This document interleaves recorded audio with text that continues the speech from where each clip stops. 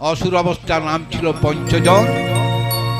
भगवान ताके निज हाथे धारण करलेन, नामकरण करलेन पांचजन्य शंख। बृंदावती एबार तुमी खुशी तो? प्रभु आमार स्वामी आपनार हाथे थेके गेल, आमी कोथाय थाकबो? शोनो बृंदावती, तुमिও থাকবে, তুমি ছাড়া আমার পুজো হবে না।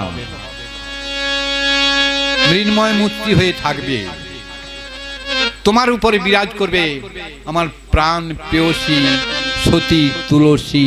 তুলসী তুলসী মর্তধামে নাম হবে, কেউ বলবে তুলসী টপ, কেউ বলে বৃন্দা দেবী, কেউ বলে মাটির টপ। শ্রীগুরু জয় গৌর প্রেমানন্দে। তুলসী বৃক্ষর উপরে থাকে বলে তাই আমরা বলি তুলসী টপ, কিন্তু ইনি হলেন আসল বৃন্দা দেবী। বৃন্দা দেবীকে এখনো পর্যন্ত আমরা শাঁখা সিঁদুর দিই, শাড়ি দিই না। আমরা কি বিধবা শাড়ি দিই যে তুলসী দেবী বৃন্দা দেবী রয়েছেন, একে আমরা শাঁখা সিঁদুর দিই না, আলতা দিই না, শাড়ি দিই না? দিই তো নাকি? তার নিশ্চয় বিধবা নয়, সধবা। কার অভিশাপে? অভিশাপ কার আশীর্বাদে? না ভগবান শ্রীকৃষ্ণ আশীর্বাদে এই বৃন্দা দেবী। আর ভগবানের হাতে যে শঙ্খটি দেখতে পাওয়া যায় এর নাম হলো পাঞ্চজন্য শঙ্খ। এই শঙ্খের ধ্বনি যত দূর পর্যন্ত যাবে, যাদের কর্ণগোচর হবে তারা কৃষ্ণ গুণগান করতে করতে বৈকুণ্ঠ ধাম প্রাপ্ত হয়ে যাবে। কৃষ্ণ কৃষ্ণ কৃষ্ণ কৃষ্ণ কৃষ্ণ কৃষ্ণ কৃষ্ণ কৃষ্ণ কৃষ্ণ কৃষ্ণ কৃষ্ণ কৃষ্ণ কৃষ্ণ কৃষ্ণ কৃষ্ণ কৃষ্ণ কৃষ্ণ হে কৃষ্ণ কৃষ্ণ কৃষ্ণ কৃষ্ণ কৃষ্ণ কৃষ্ণ কৃষ্ণ হে কৃষ্ণ কৃষ্ণ কৃষ্ণ কৃষ্ণ কৃষ্ণ কৃষ্ণ কৃষ্ণ হে কৃষ্ণ কৃষ্ণ কৃষ্ণ কৃষ্ণ কৃষ্ণ কৃষ্ণ কৃষ্ণ হে কৃষ্ণ কৃষ্ণ কৃষ্ণ কৃষ্ণ কৃষ্ণ কৃষ্ণ কৃষ্ণ হে কৃষ্ণ কৃষ্ণ কৃষ্ণ কৃষ্ণ কৃষ্ণ কৃষ্ণ কৃষ্ণ হে কৃষ্ণ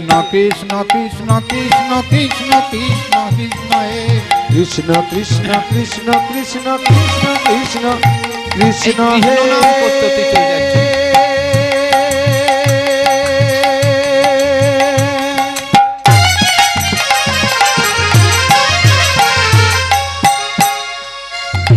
কৃষ্ণ হে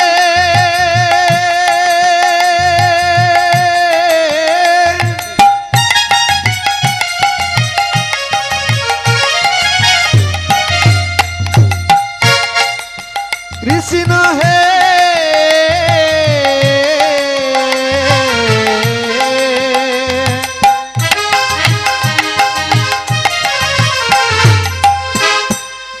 কৃষ্ণ হে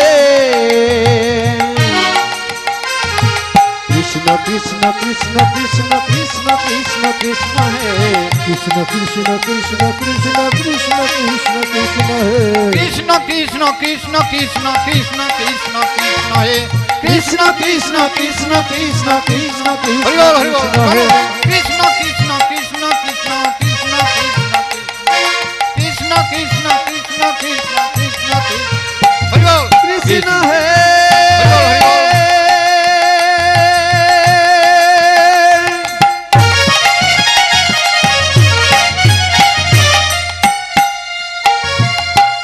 কৃষ্ণ হে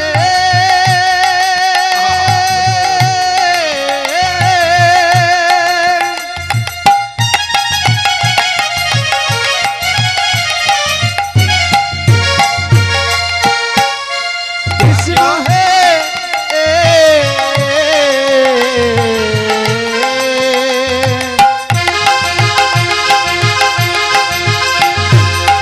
কৃষ্ণ হে কৃষ্ণ কৃষ্ণ কৃষ্ণ কৃষ্ণ কৃষ্ণ কৃষ্ণ কৃষ্ণ হে কৃষ্ণ কৃষ্ণ কৃষ্ণ কৃষ্ণ কৃষ্ণ কৃষ্ণ কৃষ্ণ কৃষ্ণ কৃষ্ণ কৃষ্ণ হে ওম শ্রী জয় গৌর প্রেমানন্দে হরি বল কৃষ্ণ কৃষ্ণ কৃষ্ণ কৃষ্ণ কৃষ্ণ কৃষ্ণ কৃষ্ণ হে ভগবান কৃষ্ণ। বৃন্দাদেবীকে আশীর্বাদ করে শঙ্খটি হাতে করে চলছেন কোথায়?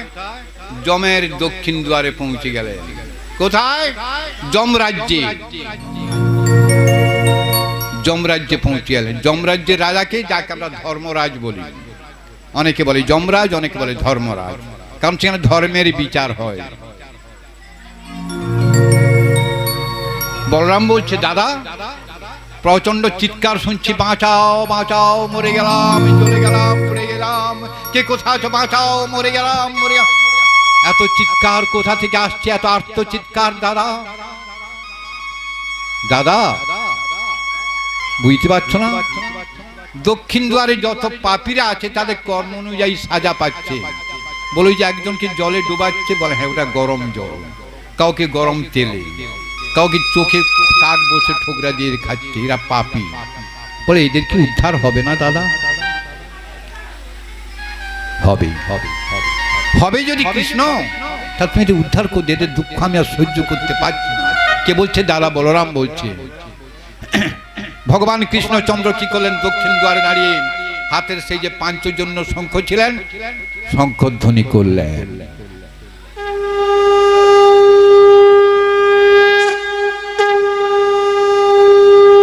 এই শঙ্খের ধ্বনি শুনে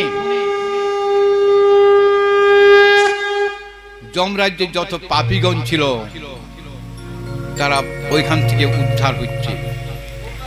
উপর থেকে রথচক্র নেমে আসছে, পুষ্পরথ। এরা কৃষ্ণ নাম করতে হতে হাতে তালি দিতেই পুষ্পরথে উঠে বৈকুণ্ঠ ধামে চলে যাচ্ছে। এদিকে যমরাজের দুজন সৈনিক তারা পাহারা দিচ্ছিল। তারা দেখলো সর্বনাশ, দক্ষিণ দ্বারের পাপীরা যদি কৃষ্ণ নাম করতে করতে উপরে উঠে যায় পুষ্পরথে উঠে, তাহলে ধর্মরাজ্যটা চলবে কি করে? কাদের নিয়ে আমরা রাজ্য চালাবো? তাই তো এদিকে আবার কে দুজন ছেলে দাঁড়িয়ে রয়েছে, এদের দিকে তাকানো যাচ্ছে না, এত সুন্দর রূপ, এরাই বা কারা? যাই, আমাদের ধর্মরাজ্যকে খবরটা দিতেই হবে। ছুটতে ছুটতে চলে এলো ধর্মরাজের কাছে। কি হলো, তোরা হাঁপাচ্ছিস কেন? বলে প্রভু আর বলবেন না, আপনার রাজ্য আর চলবে না। বলে সেই কি রে, কেন চলবে না? বলে কাকে নিয়ে চালাবেন? কাকে নিয়ে চালাবেন? আপনার তো পূর্ব দ্বারে কেউ নেই, পশ্চিম দ্বারে কেউ নেই, উত্তর দ্বারে কেউ নেই, যদিও দক্ষিণ দ্বারে কিছু ছিল, তারাও কোথায় যাচ্ছে বলে তা তো জানি না প্রভু। উপর থেকে পুষ্পরথ নেমে আসছে, পুষ্পরথে উঠে যাচ্ছে, লাইন দিয়ে সব নাম গান করতে করতে চলে যাচ্ছে। আর কি দেখলেন? আমার দুটো ছেলেকে দেখলাম দক্ষিণ দ্বারে, তাহলে তো আমাকে গিয়ে দেখতে হয়। ধর্মরাজ উঠে এলেন, দেখে তো ভগবান রামকৃষ্ণ দাঁড়িয়ে রয়েছে। ধর্মরাজ পায়ে লুটিয়ে পড়লেন, এ কি প্রভু, আপনারা এখানে কেন?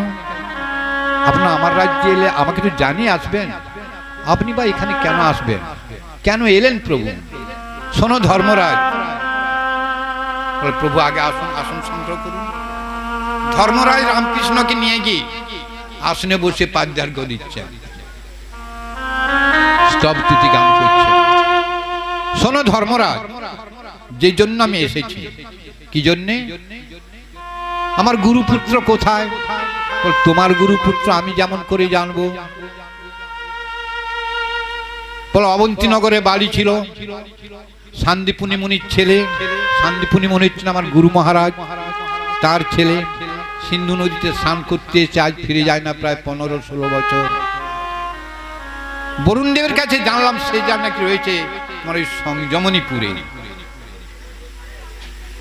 চিত্রগুপ্ত বলে আদেশ করুন প্রভু, খাতা খুলে দেখো তো, অবন্তীনগরের একটি ছেলে স্নান করতে এসে ফিরে যায়নি, মারা গেছে, সে এখন কোথায়? বলছে তো এখানে নেই প্রভু, কোথায় আছে? বলে সে তো রয়েছে সংযমনীপুরে। শোনো ধর্মরাজ, আমার কথা শোনো, এখনই গিয়ে আমার গুরুপুত্রকে আমার কাছে এনে দাও, আমি তাকে ফিরিয়ে নিয়ে যেতে চাই। সে কি প্রভু? বলে সংযমনীপুর থেকে তার যে আত্মা সেখানে ছিল, প্রেতাত্মা, পুনর্জীবিত করে সেখান থেকে নিয়ে আসছে। তখন বয়সটা হয়ে গেছে প্রায় 15-16 বছর।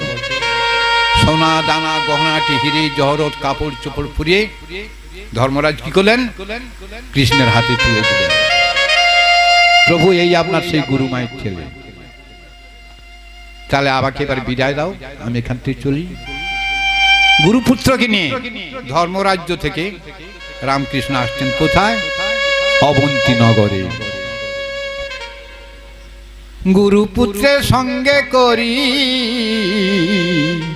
এলেন অবন্তী নগরে।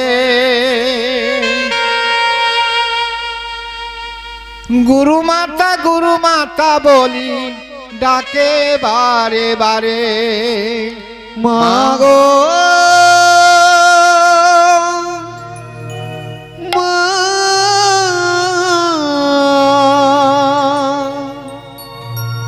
মাগো। কি হলো মা, এখনো চোখের জল ফেলবে? ওই যে চেয়ে দেখো, চিনতে পেরেছো ও কে? গুরুমা অবাক হয়ে গেলেন, কারণ কোথায় 5 বছরের ছেলে ছিল, এখন হয়েছে প্রায় 15-16 বছর বয়স, বড় হয়ে গেছে, কাপড় চোপড় পরা রয়েছে, হিরে জহরত গহনা গাঁটি সোনা দানা মণিমাণিক্যে একবারে সুন্দর করে সাজিয়ে দিয়েছে। এরও একটা কারণ রয়েছে, গুরুদেব রামকৃষ্ণের কাছে তার উপযুক্ত দক্ষিণা নিয়েছে। কি দক্ষিণা না, তাকে ভব সংসারে তাকে বারবার আর আনাগোনা করতে হবে না, অর্থাৎ যাতায়াত করতে হবে না। কিন্তু গুরুমার কি করে চলবে? তাই ওই গুরুপুত্রকে এমন কিছু দিয়ে দিয়েছে, মাতা পুত্রের জন্ম জন্ম ধরে কাটালে, যুগ যুগ কাটালে, তবুও খেয়ে মেখে শেষ করতে পারবে না। কি ভগবানের বিচার দেখুন তো। মাগো, এই যে তোমার ছেলে, কাছে ডেকে নাও।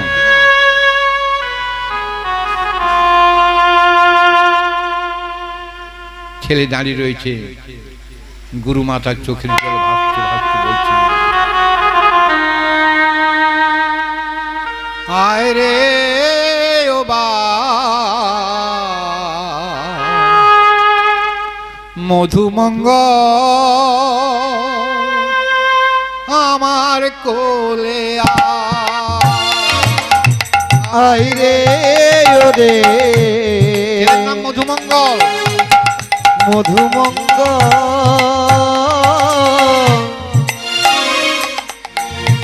আই রে আমার কোলে, আয় রে ও বা মধুমঙ্গল আয় রে আমার কোলে, আই রে ওরে মধুমঙ্গল আই রে আমার কোলে। তোরে না হেরিয়া আমি, তোরে না হেরিয়া আমি ভাসি নয়ন জলে, আয় রে আমার কোলে, ওরে আমার মধুমঙ্গল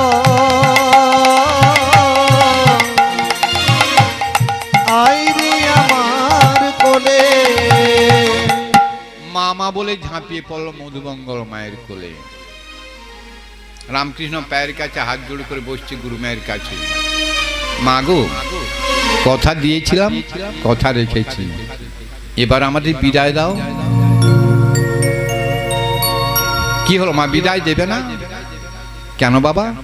কয়েকটা দিন এখানে থাকলে হতো না?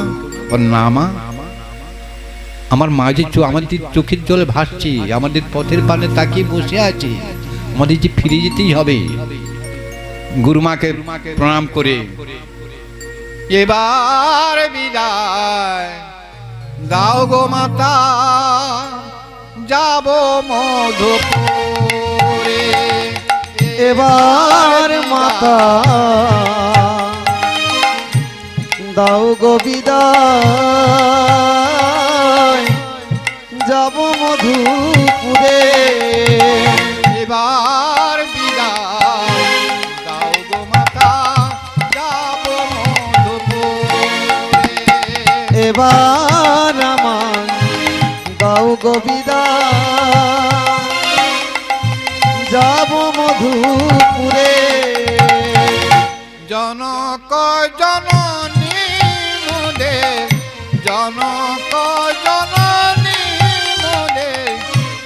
সে অশ্রু নিরে যাব মধুপুরে। এবার আমার দাও গো বিদায়, যাব মধুপুরে। হরে কৃষ্ণ।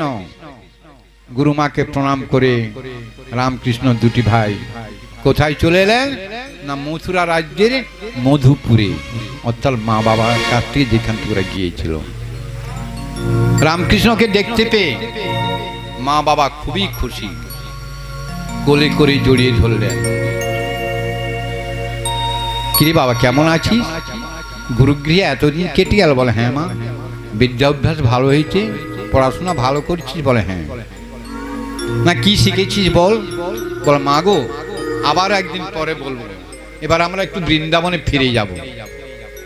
তোমার যেমন যেমন কাঁদছে মা যশোদা তো চোখের জলে ভাসছে, দাও না মা, কথা দাও না মা, আমরা ফিরে যাই এখন, আবার পরে আসবো তোমাকে জানো। না না তা হয় না। তাই কি হয়?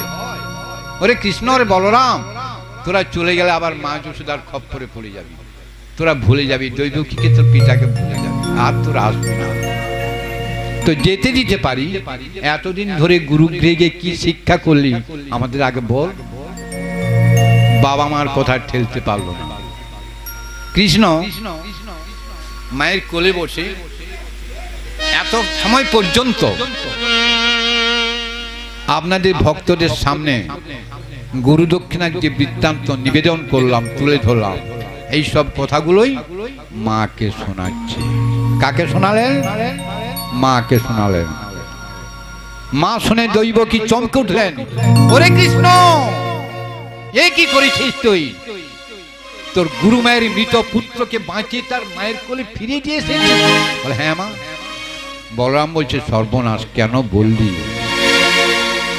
কেন বললি ভাই এ কথা মাকে? মা এবার বিদা হবে না, যা তোদের হবে না, যেতে দিতে পারি, একটা শর্ত আছে নাকি? ওরে কৃষ্ণ তুই আমার অষ্টম গর্ভের সন্তান, আর বলরাম হচ্ছে সপ্তম গর্ভের সন্তান, রোহিণী নন্দন। কিন্তু তার আগে তো আরো 6টি তোর দাদা ছিল, তারা তোর বড়। সেই 6টি দাদাকে তোর দুরাচার মাতুর মামা পাথরে আছাড় মেরে মেরে দিয়েছে। তখন আমি অজ্ঞান অবস্থায় ছিলাম, চোখের দেখাও দেখতে পাই না। ওরে কৃষ্ণ তুই যদি তোর গুরু মায়ের মৃত ছেলেকে বাঁচিয়ে তার মায়ের কোলে ফিরে দিয়ে আসতে পারিস, তুই পারবি না আমার সেই 6টি পুত্রকে আমাকে দেখাতে? মাগো যে মারা যায় সে কি ফিরে আসে? কেন আসে না? এই যে তুই বললি তোর গুরু মায়ের মৃত পুত্রকে বাঁচিয়ে তার মায়ের কোলে ফিরে দিয়ে আসছিস। কিরে ভাই তোকে বলছিলাম এইসব কথা মাকে বলিস না, বলিস না, এবার কি হবে? কৃষ্ণ চিন্তা করছে। অন্তর্যামী কৃষ্ণ তো ভগবান, তো বাঁচাবার পর তার জানা আছে। কারণ গুরুদেব এমন শিক্ষা দিয়েছেন, 64 কলা বিদ্যা, এক কলা নয়, 64 কলা বিদ্যা এমন দিয়েছেন, উনি যা করতে চাইবেন তাই হবে, যা বলবেন তাই হবে। যিনি নাকি সৃষ্টি স্থিতি লয়ের সংহারকর্তা, সৃষ্টিকর্তা, পালনকর্তা, সে কি পারে না? এমন কোনো কাজ নেই তার কাছে। সবকিছু করতে পারেন একমাত্র ভগবান। আর আমরা কি করছি আজকে? ভগবানকে ভুলে গিয়ে গুরুদেবকে ভগবান ভগবান বলে তার সেবা যত্ন করছি। ভগবান হচ্ছেন সেব্য, আর আমরা হচ্ছে তার সেবক, তাই তো নাকি? গুরুদেবরা কি করছে? মঠ মন্দির করে ঠাকুর রেখে নিজেদেরকে ভগবান বলে জাহির করছেন শিষ্যদের সামনে। এই আমার মঠের নিয়ম আছে, আশ্রমের সংখ্যা আছে, এত টাকা এত চাল পৌঁছে দিবি, এত ডাল পৌঁছে দিবি। কারণ এরা নিজেদেরকে ভগবান বলে মাত্র হচ্ছে। বাহ কি চমৎকার কথা! নিজেদেরকে মনে করে এরা ভগবান, আর ভগবানকে মন থেকে মুছে দিয়েছে, দূরে। আজকে কলির জীবের এই অবস্থা তো কেন হবে না? আরো হবে, আরো হবে। ইংরেজিতে বলে গড মানে ভগবান। এরা গড নয়, গডের বিপরীত। ডগ, আই এম ডগ, আমি কুকুর, আমি ভগবান।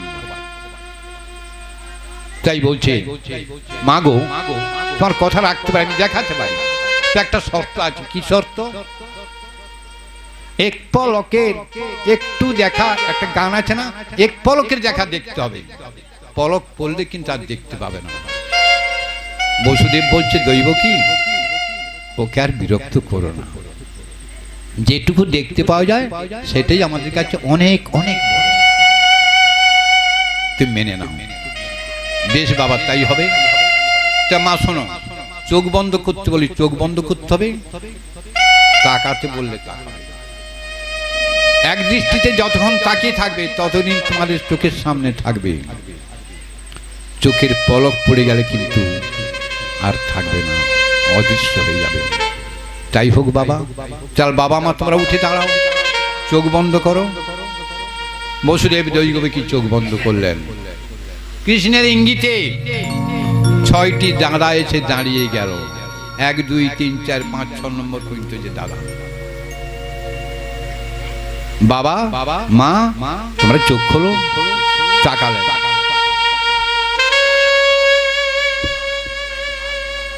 এক দৃষ্টিতে যতক্ষণ তাকিয়েছিলেন ততক্ষণ দেখতে পেয়েছিলেন, যখনই চোখের পলক ফেললেন অদৃশ্য হয়ে গেল।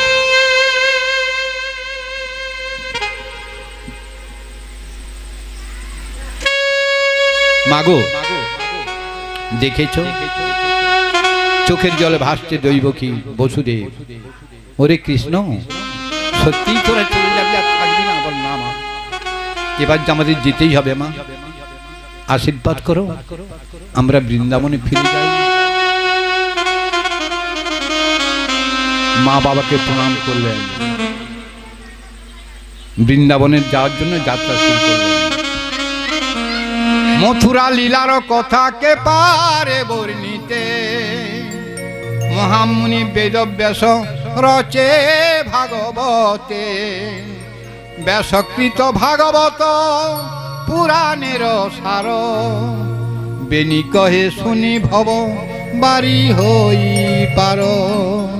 শ্রী গুরু নিতাই গৌর প্রিয়ানন্দে হরি বল। গিরি ধারি গোপাল ব্রজ গোপদুলা, অপরূপ নীলাতব তরুণায় অপরূপ নীলাতব করুণায় গিরি ধারি গোপাল ব্রজ গোপদুলা,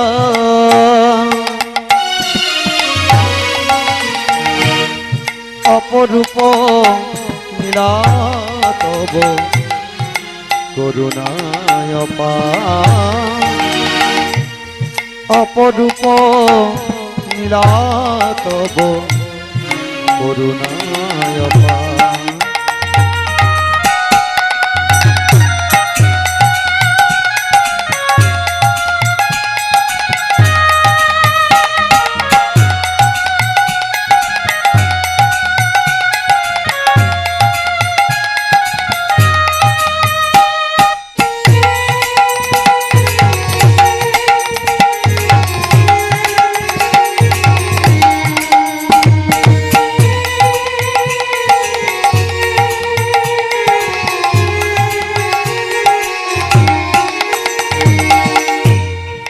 শাখার গাছে তুমি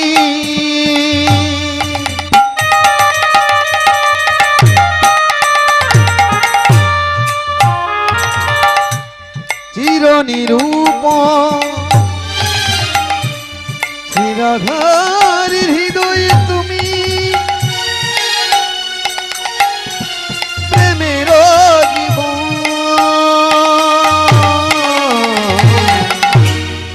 শাখার নয়নে তুমি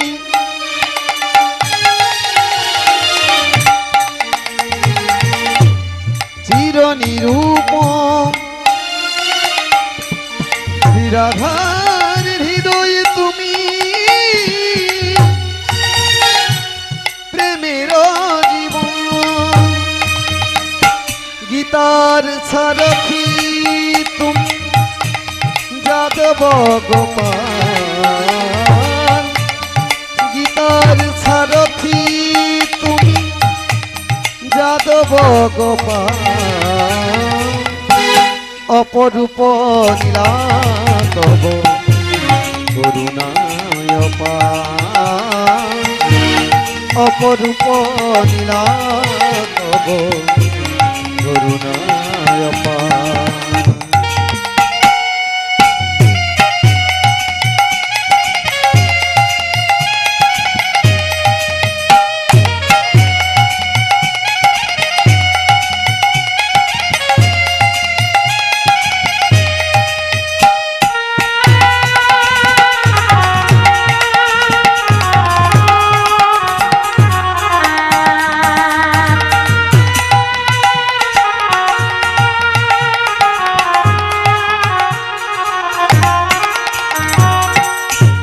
যশোদার নয়নে তুমি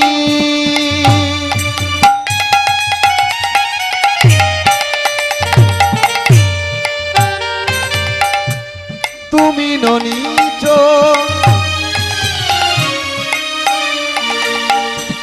নন্দ দুলাল তুমি আনন্দ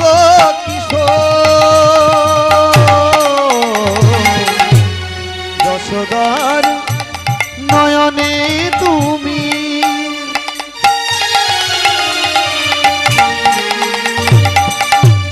তুমি ননীচ নন্দ দুলাল তুমি আনন্দ কিশোর শ্রীদাম সুদাম সখা গোঠের রাখা শ্রীদাম সুদাম সখা গোঠের রাখা অপরূপ নীলাতব করুণায় পার অপরূপ নীলাতব করুণায় পার গিরি হরি গোপাল ব্রজ গোপদুলাল অপরূপ নীলাতব করুণায় পার অপরূপ নীলাতব করুণায় পার অপরূপ নীলাতব করুণায় পার রাধা কৃষ্ণ প্রাণম যুগল কিশোর রাধা কৃষ্ণ প্রাণম যুগল কিশোর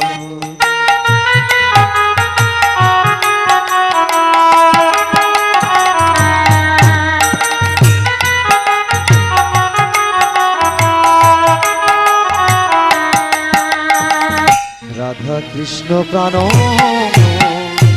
যুগল কিশোর রাধা কৃষ্ণ প্রাণম যুগল কিশোর জনমে মরণে জীবে জনমে মরণে জীবে গতি নাহি মোর যুগল কিশোর রাধা কৃষ্ণ প্রাণম যুগল কিশোর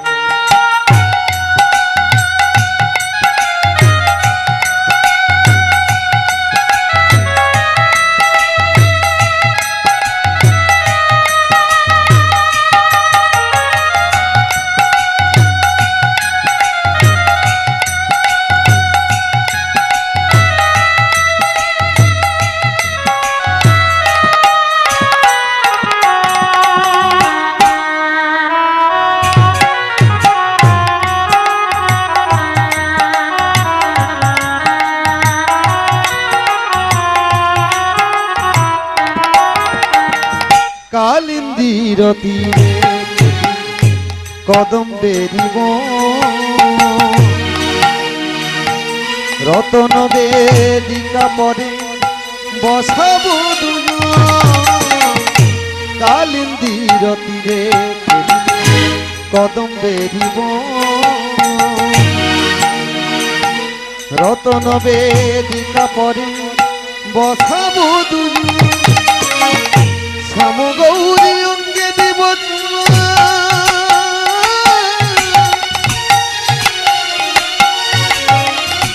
চন্দনেরই গন্ধ চামর ঢুলাব সাজাই হেরিব মুখ চন্দ গাঁথিয়া মালতীর মালা গাঁথিয়া মালতীর মালা দিব দুহার গলে অধরে তুলিয়া দিব কর্পূর তাম্বুলে অধরে তুলিয়া দিব কর্পূর তাম্বুলে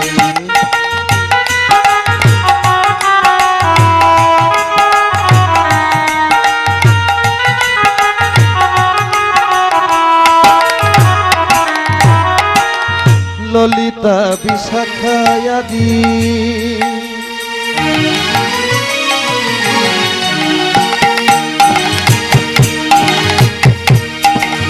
ললিতা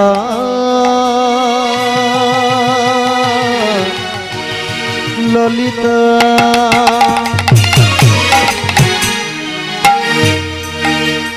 বিশাখা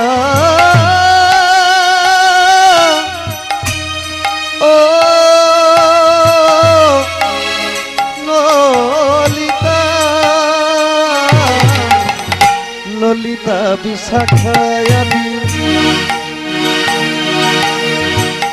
যত সখী বৃন্দ আজ্ঞায় করেন সেবা চরণার বৃন্দ শ্রীকৃষ্ণ চৈতন্য প্রভু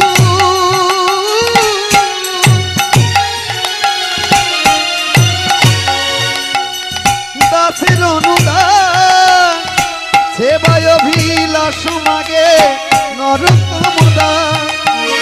নরোত্তম দাস মাগে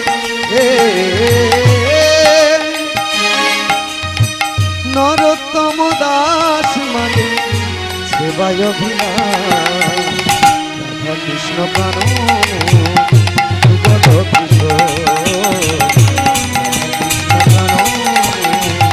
যুগল কিশোর জনমে মরণে দিবে জনমে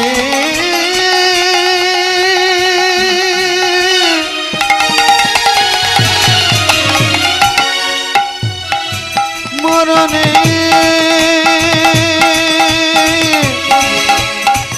জীবের গতি